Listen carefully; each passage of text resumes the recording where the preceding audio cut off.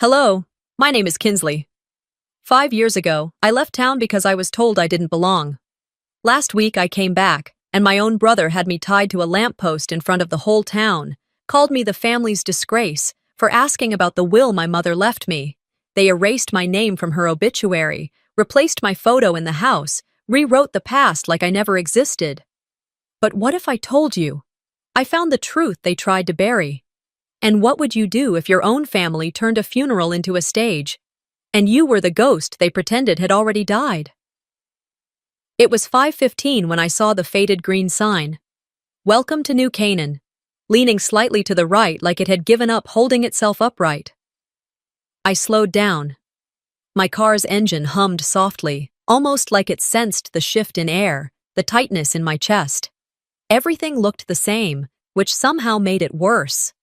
The gas station on Maple still had the broken pump wrapped in yellow tape. The bakery that used to sell day-old muffins for $1 had a new name painted over the old one, but the same flaking paint told me no one really cared. This place didn't change, it just absorbed silence. I hadn't been here in 5 years. Not for holidays, not for birthdays, not even when the first call came in. Kinsley, your mom's in the hospital. I didn't come then, not because I didn't want to, because I wasn't invited. Now, I was back. Not to grieve. No, I had grieved long before she passed. I came because of a letter that arrived in my California mailbox 3 weeks ago, with handwriting I hadn't seen since the last time Mom touched my face and said, "Don't let them take from you what I couldn't protect." I parked 3 blocks from the church, not because I needed the walk, but because I didn't want to be seen pulling up out front like I belonged. Inside, the church smelled of lemon polish and old hymnals. It was packed, more than I expected. Dorian's voice echoed from the pulpit, smooth, controlled, just the right mix of grief and grace. That was his skill, making lies sound like legacy. I stood in the back. No one turned, not even the woman I had known since kindergarten, now seated 2 pews from the front, holding a tissue and whispering to another lady who once gave me cookies every Halloween. Their eyes skimmed past me like I was a shadow, or maybe they saw me and just chose not to say anything. The walls were decorated with pictures, blown up, framed, and draped in soft lighting. My mother as a teenager, my mother at her wedding, my mother with Dorian at his high school graduation, my mother holding Dorian's son, none with me, not one. I stepped closer. The slideshow playing on the projector cycled through moments I recognized, but with one small, deliberate omission, me. I wasn't blurred out. I was never there. Someone brushed past me, carrying a tray of coffee cups. "Hey, you with catering?" he asked, pointing to the side table. I blinked. "No." He tilted his head, scanning my black dress and heels. "Oh, thought you were with the service." I said nothing. He walked off. Dorian's voice carried over the music. Our mother was a pillar, strong, generous, endlessly forgiving. I wanted to laugh. He continued, "She gave everything to this town, to this family. Even when it wasn't easy, she loved fiercely." My stomach twisted. And though some of us couldn't always be around, she never stopped hoping they'd come back. The room hushed.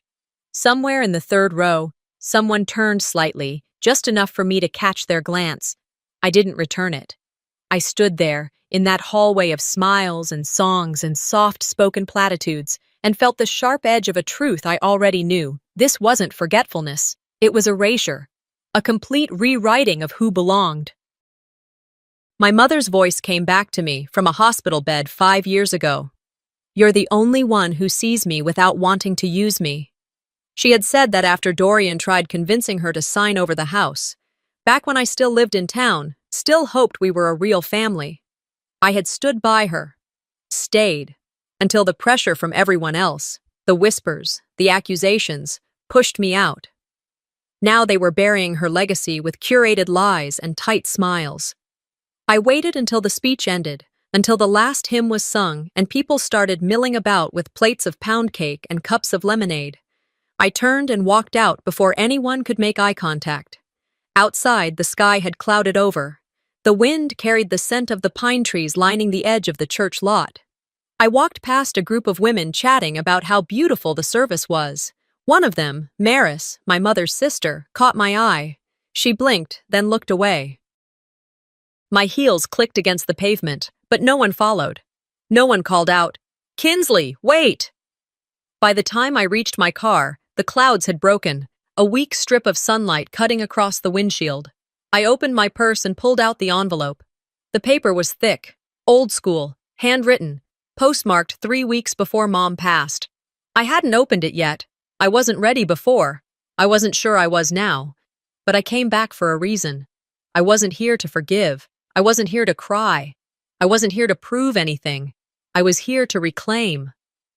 The letter trembled slightly in my hands, but not from the wind or chill. It was me.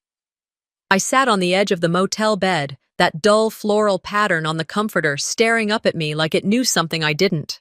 The light from the bedside lamp flickered once, then steadied. It was quiet, except for the soft hum of the mini-fridge in the corner. I didn't need to reread the postmark. I knew exactly when it came, 3 weeks before she passed. I remembered the day it arrived like it had a scent.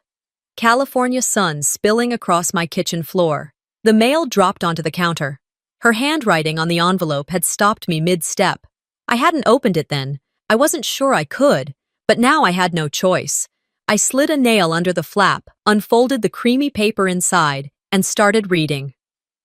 "Kinsley, if you're holding this, I'm probably gone. And if you came back, it means you're braver than I was. Everything I owned, this house, the land, the savings, it's yours. I didn't leave it to Dorian. He already took what he wanted." I stopped and exhaled. I hadn't realized I was holding my breath. This isn't about money, it's about trust. You stayed when everyone else wanted me to be quiet. You saw me, not the mother they projected, not the woman they performed around. You saw me. That's why this belongs to you. There were 2 more lines I couldn't read immediately. I had to blink them clear. "I'm sorry for the years they made you feel like less. That ends now." The room spun a little, or maybe it was just the gravity of truth finding me all over again. She had left it all to me, every asset, every bit of it. But there hadn't been any mention of a will yesterday. Nothing in Dorian's tribute, nothing at the service, nothing in the lawyer's voice when he called and offered logistical closure. I folded the letter, slower this time. My heart was still beating fast, but now it had direction.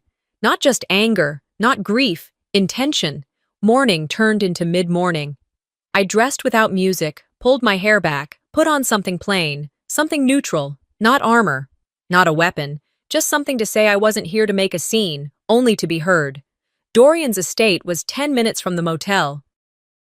The front gate recognized my license plate, or maybe the camera did. Either way, it opened. Of course he hadn't changed the security code. Of course he believed I'd never come back. The house looked the same, but polished, sharper. Everything had a gleam, windows, garden paths, even the brass knocker on the door. The man who answered wasn't Dorian.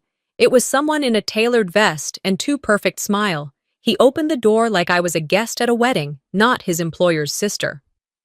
"Miss Royce," he said, as if reading the script for a tour. "Mr. Kessler is in the library." I followed him down a hallway of marble floors and framed press clippings about Dorian's business ventures, charity galas, and city council speeches. His entire persona had been curated like a campaign.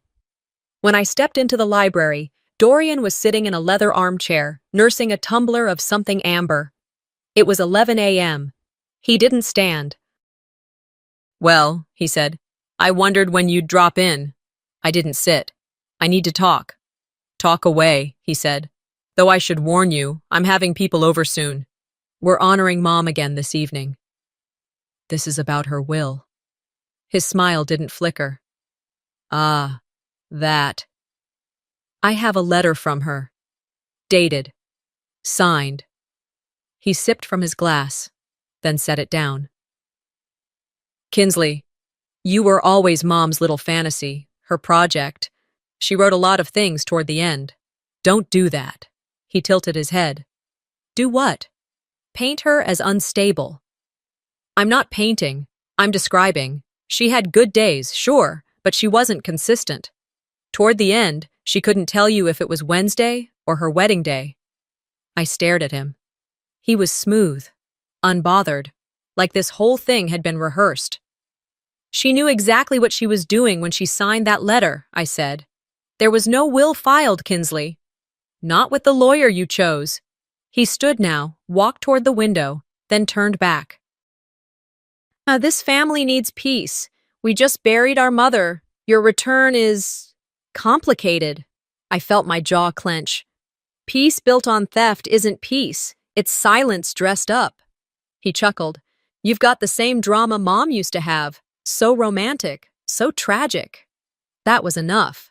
I left without another word. The man in the vest didn't even blink as I walked past him. Later that evening, Dorian hosted dinner. I wasn't invited, of course, but I heard about it from someone who still talked to me in whispers, a community member. She texted, "You won't believe what he said tonight." According to her, Dorian raised a toast in front of a room of his so-called friends and said, "It's hard to say this, but Mom's health really declined after Kinsley disappeared. She was never the same." Someone asked if I ever visited. He replied, "She left while our mother was in the hospital." The lie settled like dust. In front of wine glasses and catered trays, my character was vacuumed out of the room. Back at the motel, I sat at the edge of the bed again, staring at my laptop. I opened it, logged into the legal portal I hadn't used since law school. I still remembered how to search estate statutes in South Carolina. There it was, requirements for a valid will, signatures, witnesses, no mention of Dorian, no clause allowing a sibling to override the named heir. I didn't know if what I had was bulletproof, but it was real, and real was enough to start. Outside, the sun dipped lower. The light in the parking lot turned orange, then gold, then gone. I looked at my mother's letter again, then at the screen. I whispered to the empty room, to the memory of her voice, to the man who thought he could write me out of the truth. Let's see what he buried along with her. They weren't built for truth. That line from Mom's old email clung to me like static the entire drive to the Historical Society. It had been sitting in my inbox for years, buried under confirmations, newsletters, and other emails I never opened. But reading it again last night, it was like she knew. She knew this family would rewrite everything once she was gone. She just didn't know how far they'd go. The morning was quiet, almost too quiet for spring. Clouds hung low but didn't threaten rain. The air carried that sticky scent of blooming azaleas, mixed with the faint trace of old wood smoke from a nearby chimney. New Canaan always smelled like a memory I couldn't trust.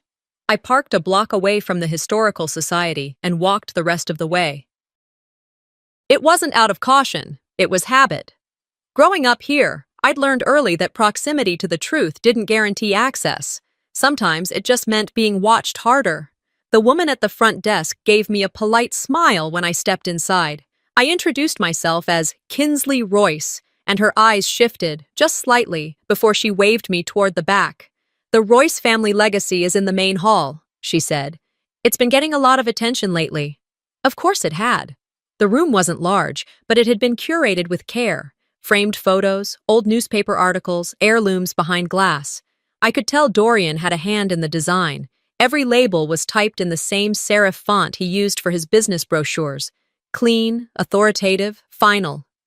I walked slowly, letting my eyes adjust to the lighting, letting my mind brace. There was my mother, young and radiant in black and white portraits. There she was again, mid-30s, holding Dorian as a baby. Newspaper clippings of her charity events, her community awards, then Dorian's school achievements, his military commendation, his real estate milestones. There was even a full panel titled, "The Heir Who Stayed." My feet stopped cold. The plaque read, "Dorian Kessler, the only son of Delilah Royce, who carried on her legacy with dignity and perseverance." No mention of a daughter, not even a shadow of my name. I moved down the wall, scanning every photo. I wasn't in a single one. Not in birthday shots, not in family barbecues, not in the image of the hospital room where Mom was receiving a community service award while holding Dorian's son in her lap. I had taken that photo. I remembered adjusting the lighting because the overhead glare was too harsh, but I wasn't there. Not even a photo courtesy of. This wasn't forgetting. This wasn't a mistake. It was a purge. I turned back to the front desk and asked calmly, "Who submitted the materials for the Royce exhibit?"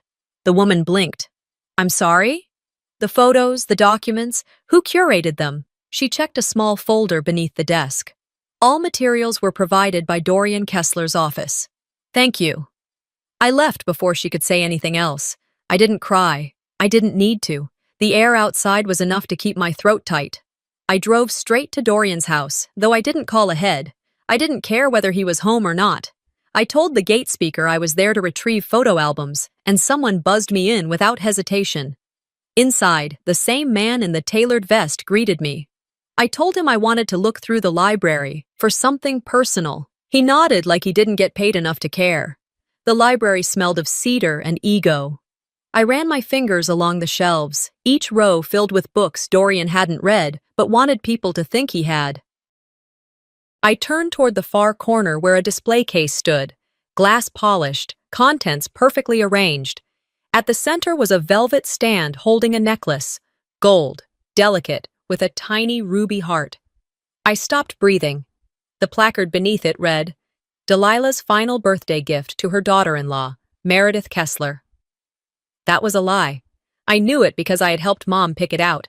I had been there the day she found it in Charleston, tucked inside a little antique shop she used to call her escape. I remembered the handwritten note she placed with it. To the one who stayed when staying wasn't easy.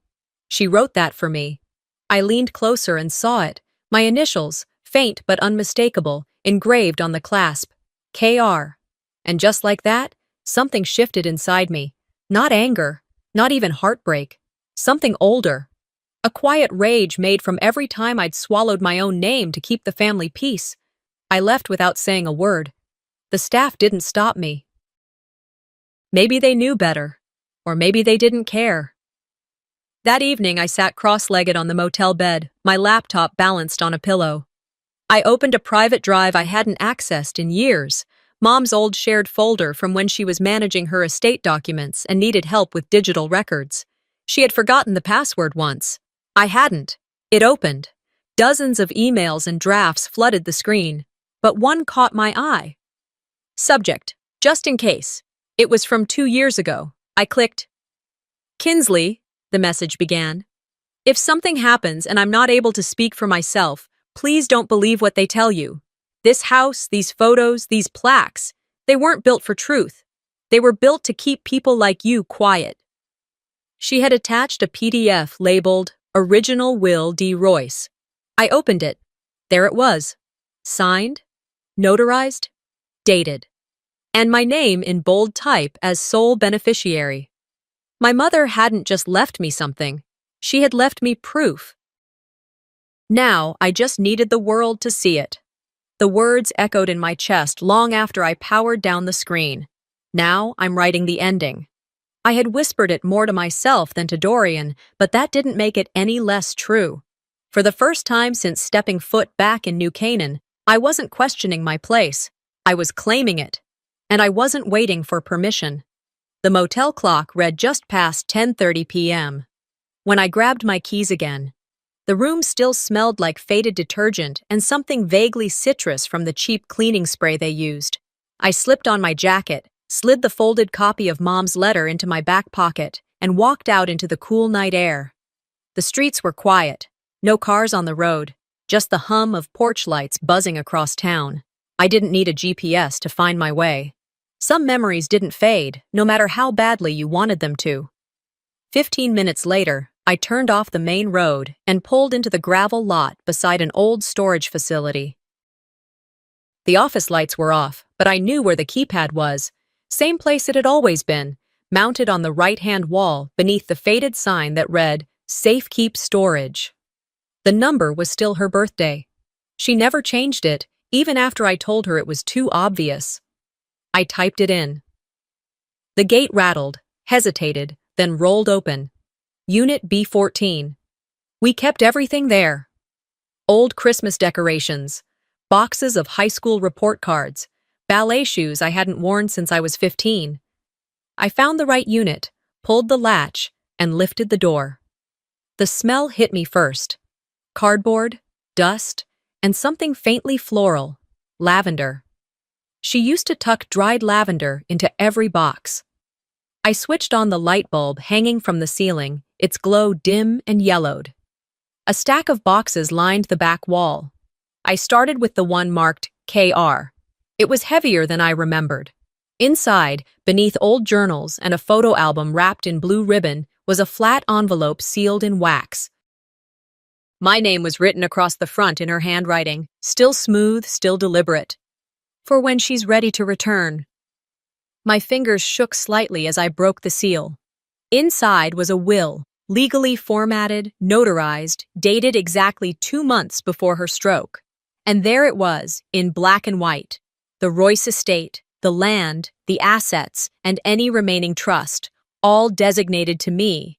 Not Dorian, not the town. Me. I sat down on the edge of a nearby plastic tub, pressing the paper against my knees to keep it steady. I wasn't crying, not yet, but my whole body felt full, like I'd been holding something in for years and didn't realize how heavy it had gotten until this moment.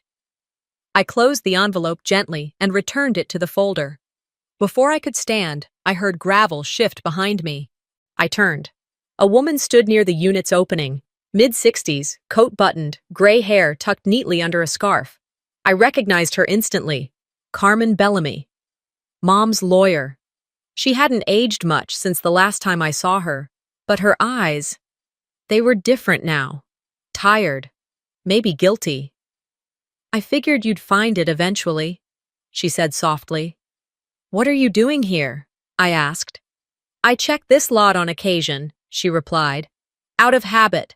Your mother gave me a key before she passed. You knew this was here? She nodded, then stepped further into the unit. I was told to destroy that copy, she said. I didn't. I looked at her, trying to read her face. Who told you to destroy it? Carmen hesitated, then let out a quiet breath. Your brother, of course. He said no one would believe you, she continued. He told me keeping the old version, the one naming him, would avoid conflict. Did he threaten you? No. He was too clever for that. He offered me comfort. Said I could retire early, that he'd fund my nonprofit. He painted it like a favor, like protecting a grieving family.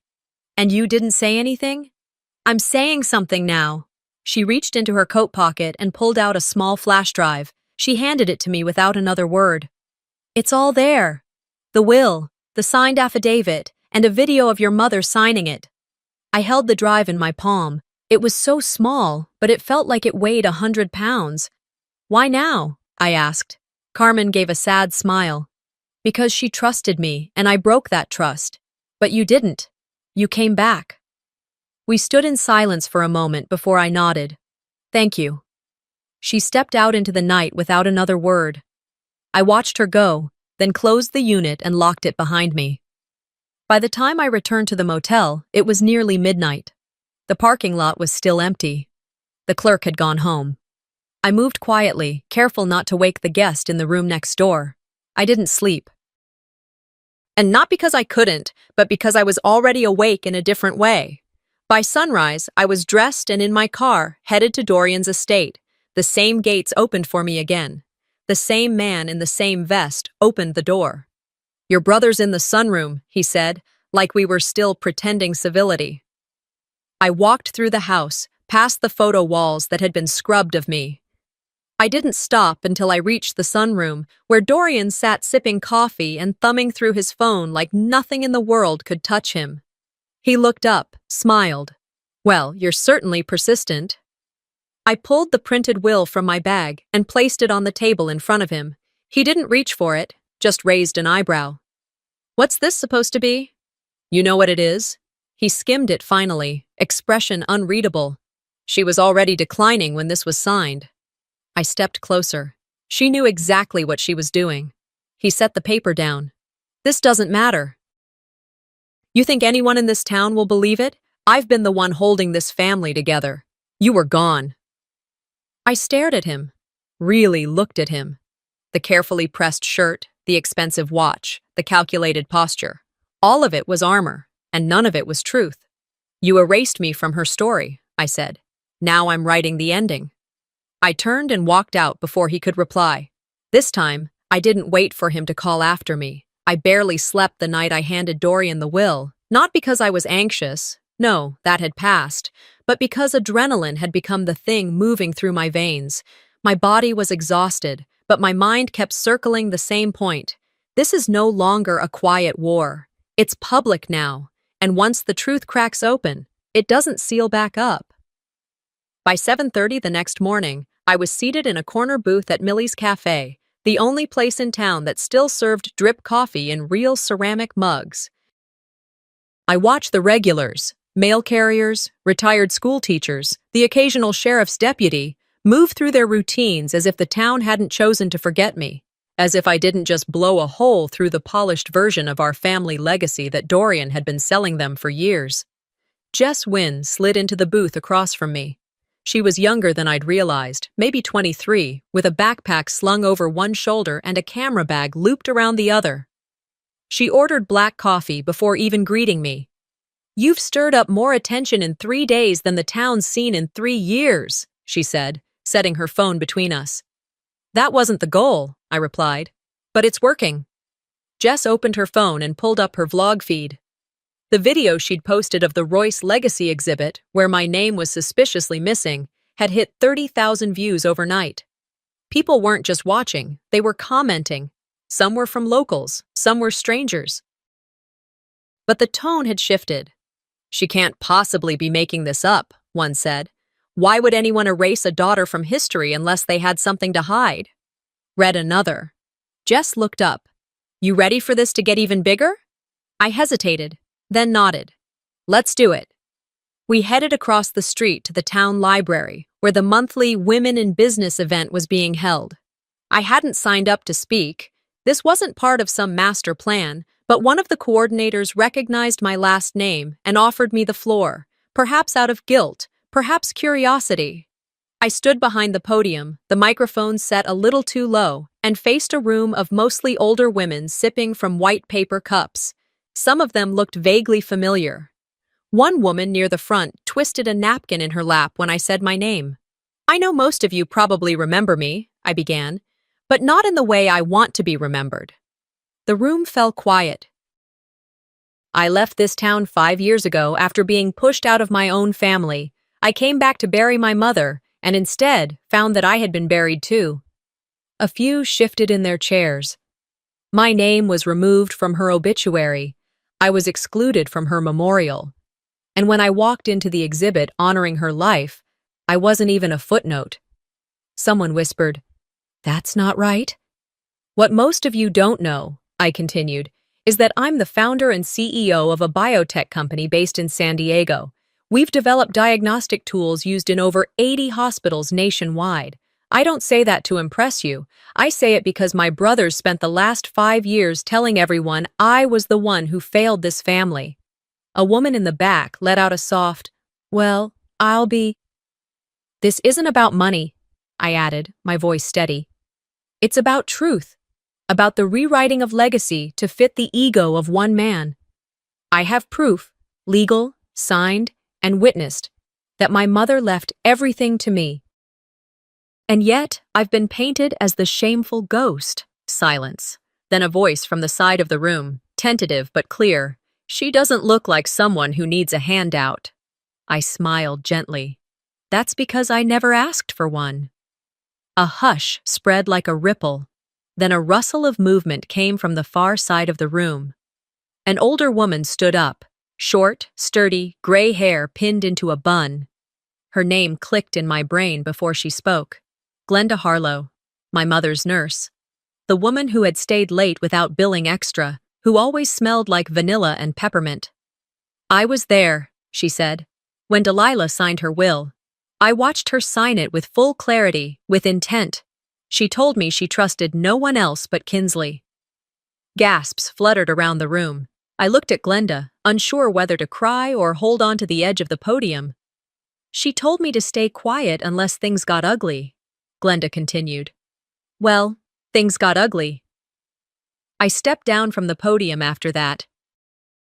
I didn't need to say more. The truth didn't need a spotlight. It just needed a crack to shine through. That evening, I sat back at Millie's with Jess, who had filmed the entire event. She was uploading it when my phone rang. Dorian. I let it ring 3 times before answering. "You're turning this into a circus," he said. "No greeting, no attempt at pretense." "It stopped being private," I replied calmly, "when you paraded your version of the truth in front of a crowd. I'm warning you, Kinsley, this won't end well for you. You've already erased me from photos, from documents, from memories. What else could you possibly take?" There was a pause. Then, low and deliberate, he said, "This town will always believe me first." "Not this time. Don't push me." "I'm not pushing," I said. "I'm giving you 48 hours. You come forward, you make a public statement admitting what you did. Or I go to court, the press, and everyone you've built your little empire around." He scoffed. "You think you can scare me?" "No, I think the truth will." And with that, I ended the call. Jess looked up from her laptop. "Was that him?" I nodded. "He's got 48 hours. She grinned. "What happens if he doesn't cave?" I stood up, tucked the chair back in. Then I stopped being polite. The weekend arrived faster than I expected. And just like every spring in New Canaan, it came with its own forced cheer. The annual downtown festival, music from brass bands, cheap barbecue pulled from smokers parked on every corner, booths full of church ladies selling banana bread and hand-sewn potholders. It was all exactly how I remembered it, and I hated how much that familiarity still pulled at something in me. Jess texted me that morning. "Stay alert. Dorian's been on edge since the library. He's gonna try something." I had no doubt. By mid-morning, the square was crowded. Locals roamed with plastic cups of sweet tea, children darted between booths with balloons tied to their wrists, and the mayor shook hands like she wasn't aware half the town was watching this festival through a different lens this year. I walked down Main Street slowly, deliberately. I didn't smile. I didn't wave. I was done performing politeness for people who had helped erase me. Eyes followed me, some curious, others cautious, a few outright hostile. I knew what they were thinking. She came back to make trouble. She should have stayed gone. Poor Dorian. I kept walking. When I reached the center of the square, just near the old courthouse steps, I saw him. Dorian. He was flanked by 2 of his colleagues, men who had grown fat off his business deals, the kind who always laughed too hard at his jokes. He spotted me, and for a moment, his face flickered with something that almost looked like fear. Then it hardened. He stepped forward, clapped his hands once, and raised his voice. "Ladies and gentlemen," he called out, "I'm sorry to interrupt your day of celebration, but there's something you all deserve to know." People turned. Conversations quieted. Phones came out of pockets. "This woman right here," he said, pointing at me like I was some criminal being paraded, "claims to be the rightful heir to our family estate. But what she won't say, what she won't tell you, is that she abandoned our mother in her final years. She left without a word, while Mom lay in a hospital bed, fighting for her life." A murmur rippled through the crowd. Someone near me muttered, "That's not what I heard." Dorian didn't stop. "She returned for one reason. Money, not to grieve, not to honor, just to take." I didn't move. One of his men stepped behind me. Before I could react, he grabbed my arms, not rough, but firm. The other pulled out a length of fabric, cheap cord from one of the festival tents. Within seconds, they dragged me toward the old lamppost in the middle of the square and tied my wrists around it. Gasps, camera shutters. But no one intervened. "Here she is," Dorian announced, "the disgrace of the Royce name, on full display for the town she walked away from." I stood still, not flinching, not crying. I looked at the crowd, at faces I'd known since elementary school, at parents who used to invite me over for cookouts, at teenagers filming me like I was street theater. I locked eyes with a woman from the front row at Mom's memorial. Her expression twisted in something like pity. I looked past her. Then I spoke. "I've been tied once before, to this family's silence, to a version of the truth that wasn't mine. But today, you get to see who really holds the rope." My voice didn't crack. It didn't rise. It just cut through. Nobody moved for a long beat. Then, from behind the crowd, a voice called out, "Untie her!" A few more murmurs. Then silence again. I didn't wait. I twisted my wrists free slowly. The knot hadn't been tight. I stepped away from the post, brushing off my arms like I was just clearing dust. Jess met me halfway across the square. Her eyes were wide but steady. "I got all of it," she said. "I'm uploading now." By the time I returned to the motel that evening, the video had already hit 500,000 views. Jess's caption? 2025. A woman tied in public for defending her legal right. The comments came fast. "This is what gaslighting looks like in real life. She stood there like a damn queen. Where's the sheriff in this town?" My inbox filled with messages, some hateful, most supportive. Former classmates I hadn't spoken to in years sent apologies. Strangers offered legal advice. Reporters asked for interviews. I spent the next hour writing up a formal complaint: assault, defamation, intentional emotional distress. I filed it under my own name and sent a copy to the local paper. At 8 p.m., my phone rang. Unknown number. I answered anyway. "This is Evelyn Drew," the voice said. "I'm a civil rights attorney. I saw the footage." "Yes," I said. "That was me." "You've got a case, a strong one." "I figured as much." She paused. "You ready to go public?" "I already am." That night, Dorian received a call from one of his city council donors. I only heard about it later, but apparently the conversation was short. "You just handed her the jury," the man told him. And he was right. By the time sunlight hit the cracked sidewalks of downtown Monday morning, everything had changed. My phone had buzzed through most of the night, but it wasn't until I stepped outside the motel room, coffee in hand, and heart still hammering from yesterday's spectacle, that I realized the town was already buzzing without me. Jess had posted the second video sometime around midnight. It wasn't just footage of me tied to the lamppost. It was the lead-up, the whole thing. You could see me trying to walk away. You could hear Dorian's voice, sharp and clear, giving the order. You could watch his two cronies move toward me like it was all scripted.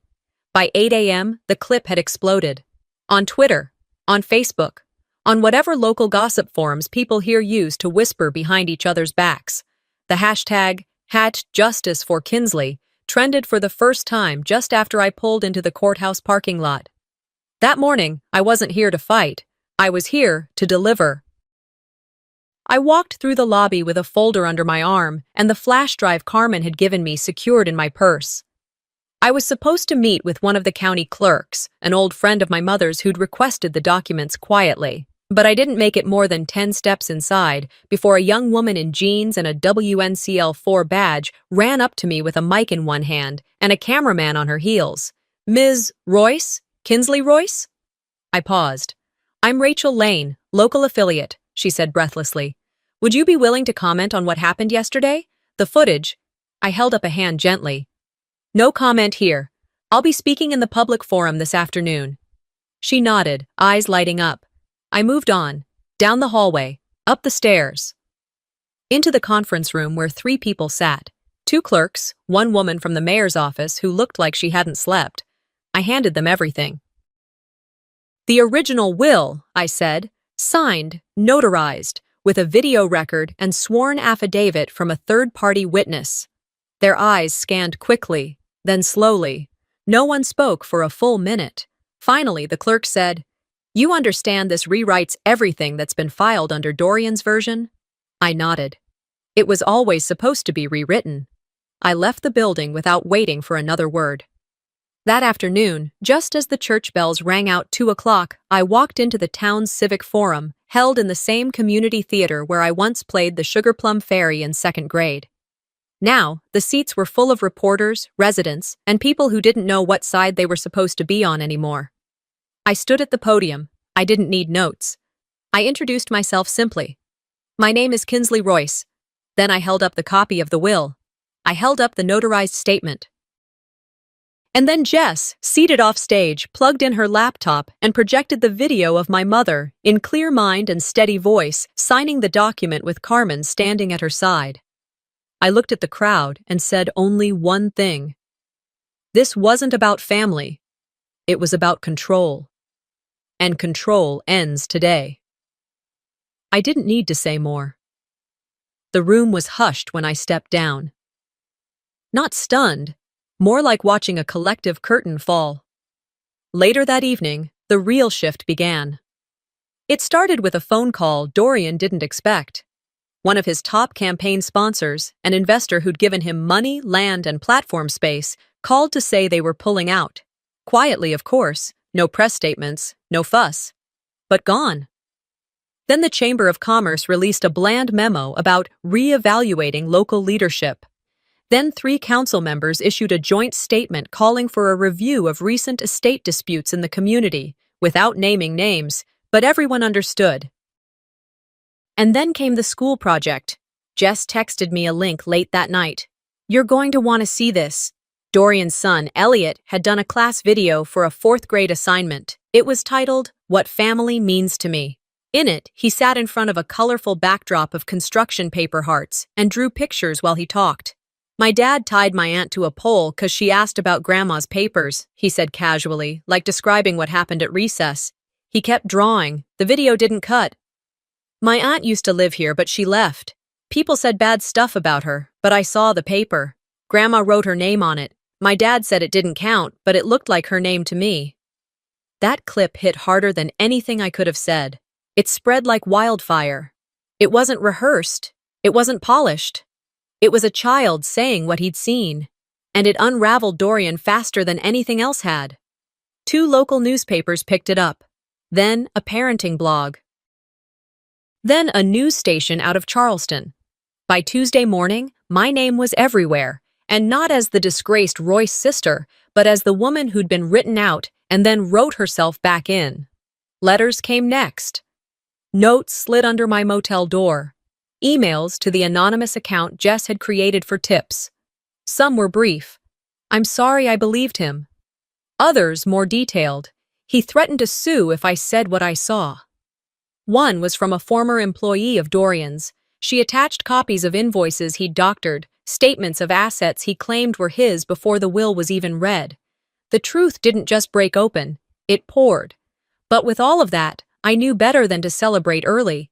This was a tide turning, but tides don't drown the ones who build their homes high enough. Not yet. It was nearly sunset when I stepped through the courthouse doors. The hearing had been scheduled quietly, but word spreads faster in New Canaan than a gas leak. By the time I reached the 2nd floor, the crowd had already settled in, shoulder to shoulder, old and young, reporters and retirees, people who'd once smiled politely at Dorian on Sunday mornings, now sitting in silence, waiting to see what he'd say under oath. I didn't need to make an entrance. My presence had already shifted the air in that room. Jess sat near the back with her phone on silent, her fingers ready to clip the moment for the world outside this courthouse. She nodded once when our eyes met. I gave her a slight smile and moved toward the 1st row. The clerk nodded at me, gesturing toward an empty seat. On the other side of the room sat Dorian, posture perfect, hair combed into practiced elegance, dressed like he was still in control. But even from across the aisle, I could see the slight twitch in his jaw. His hands folded just a bit too tightly on the table. That polished exterior had started to chip, and he knew it. The mayor entered with 2 council members behind her.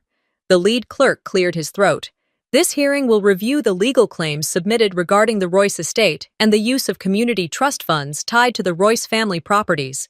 No preamble, no ceremony, just facts." The first evidence presented was digital. Wire transfers, invoices, false claims of community renovations that had never happened. My name on old trust documents was nowhere to be found, but Dorian's signature appeared repeatedly next to inflated costs. Donations redirected to companies he owned under a different LLC name. Jess had pulled most of it from public archives and a disgruntled former staffer who wanted to make things right. Then came the letters. Anonymous, but telling, some typed, others handwritten. "I worked for him for 3 years. He told me to shred the will after Delilah passed. He said the town wouldn't believe a daughter who left, that Kinsley wasn't the kind of person you could trust in public." I saw her mother sign that paper. He burned the first copy in his office fireplace. The clerk read each one without pause, each sentence another crack in the armor. When it came time for Dorian to respond, he rose like he was preparing for a sermon. "This is all a vendetta," he began. My sister and I, while we've had our differences, this isn't about justice, this is about bitterness. She left. She wasn't there. My mother died, surrounded by people who stayed. His voice trembled just enough to seem human. He looked out at the crowd as if searching for a face to agree with him, but the room stayed still. He added, "What you're hearing is a campaign of resentment dressed as righteousness, and I won't be part of a show trial orchestrated by online mobs and gossip." He sat down. The silence that followed was heavier than any gavel strike. The clerk opened the floor for additional comment. And that's when Maris stood. I hadn't seen her enter. She must have slipped in during the testimony, sitting toward the back, away from the cameras. She wore a faded navy dress and carried a small purse clutched against her chest. When she began walking forward, a few heads turned. Dorian visibly stiffened. "My name is Maris Talbot," she said softly. "I was Delilah's sister, and I should have spoken up earlier." She stood in front of the microphone, her voice shaking. "I was there the day Kinsley left town. Not because she wanted to, but because she was pushed. I heard what Dorian told Delilah behind closed doors. I watched my sister cry after signing that will. She was afraid, not of death, but of being erased." She glanced toward me. "I stayed silent for years. I thought it was safer that way, but silence is a kind of lie too. And I'm not willing to lie anymore." A murmur rippled through the room, but it wasn't judgment. It was release. The clerk cleared his throat. "Counsel, do we have enough to proceed?" The mayor leaned into her mic. "In light of the evidence presented and the corroborated testimonies, we are moving to revoke Mr. Dorian Kessler's designation as community steward, effective immediately." Dorian's mouth opened, then closed. He didn't stand. He didn't protest. The councilwoman beside the mayor added, "Additionally, we recommend the removal of Mr. Kessler from the mayoral race until legal investigations conclude." A beat, then applause. It started slow, cautious, but grew into something undeniable. Not wild cheering, not celebration, just a steady rhythm of truth being recognized out loud. I didn't clap. I didn't need to. I just stood there and let it wash over me. After the hearing, I stepped outside. The air had cooled, dusk creeping in through the trees lining the courthouse lawn. People lingered on the steps, exchanging quiet words, nodding in my direction without fanfare. Maris approached me slowly. "I don't expect forgiveness," she said. I looked at her, the woman who had once turned her back on me in the church hallway, the woman who had stood beside Dorian when he'd rewritten me out of my own history. "You don't need to ask for it," I said. "You told the truth. That's enough." She swallowed hard. "I should have said something a long time ago."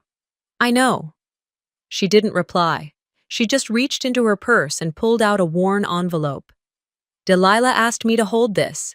I think it's yours now." I opened it hours later, alone, back at the motel.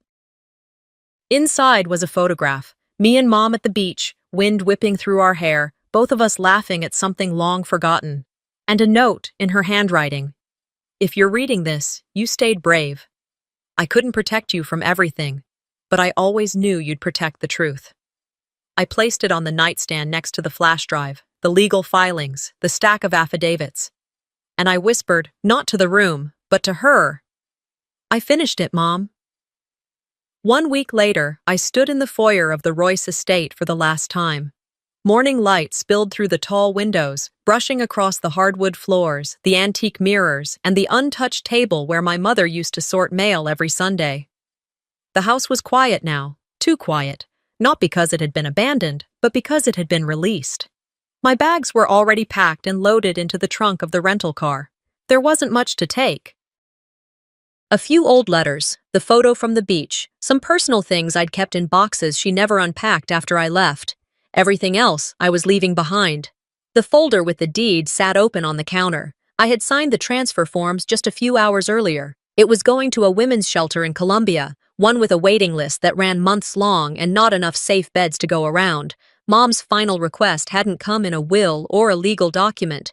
It was scribbled on the back of an envelope I found tucked into her cookbook. "Let this house be safe for someone else someday." She hadn't meant safe in the literal sense. She'd meant free from silence, from shame, from men who turned family into performance. I walked the halls one last time, touched the wood banister on the staircase where I'd once snuck down at midnight to steal Oreos from the kitchen. Paused in the sunroom where Dorian had once bragged about closing his first deal. I stood at the window and let myself take in what I was letting go of. Not the house, not the land, the version of myself I'd tried to become just to be let back in. It was almost noon when I stepped outside. The humidity had crept up, heavy and sweet, and the garden was full of bees bouncing between the roses. The movers had come and gone. All that remained was memory. I drove into town slower than usual, taking turns through streets that used to feel like mazes when I was 10. A few familiar faces waved from their porches. One woman nodded politely and looked away. I didn't expect parades, I didn't need reconciliation, but something had shifted. At the center of the town square, the lamppost still stood. I parked and walked over to it. There was a small group of teens sitting on the courthouse steps across the way, heads bent toward their phones, barely registering me. A man was sweeping the sidewalk. The breeze picked up just enough to scatter a few leaves. I reached out and ran my fingers along the cool metal. That was when I saw it. Etched into the base, small but clear, were the words, "This is where dignity rose again." I didn't know who had carved it. Maybe Jess, maybe someone I'd never spoken to. But it didn't matter. I turned and walked back to the car. One more stop, then I'd be done. At the edge of town, tucked into the back of a drawer in Mom's old sewing desk, I'd found a second envelope last week. I hadn't opened it right away. I think some part of me wasn't ready, not until now. I pulled off the road near the creek where she used to take me for walks, sat on the hood of the car, opened the envelope. Inside was a short note, handwritten, like always. "You were never meant to fight for love. You were born to live in it. If they couldn't see that, I'm sorry." I cried, not out of anger, not from grief, but something else entirely, release. I let the tears come because this wasn't pain anymore. It was clarity. In all those years I'd spent wondering if leaving had been betrayal, this told me it was survival. She knew. She had always known. I folded the letter and placed it back into the envelope. And then I did something I hadn't allowed myself to do in years. I sat there and laughed. Not a loud laugh, just a small one, under my breath. It felt foreign at first, like stretching a part of myself I forgot was still there. But it grew. I stayed there until the sun shifted, then got back in the car and drove to the edge of town. I didn't stop by Dorian's. I didn't need an apology. Some debts aren't owed to me. They're owed to themselves. And if he ever came looking for forgiveness, he'd have to find it in the mirror, not my voice. As the trees thinned and the highway widened, I looked down at the passenger seat. The photo of me and Mom at the beach sat tucked inside the visor. She hadn't left me a house. She left me my voice back. And this time, I wasn't giving it up for anyone. And sometimes the loudest battles are fought in silence, and the deepest wounds come from the people we once trusted the most.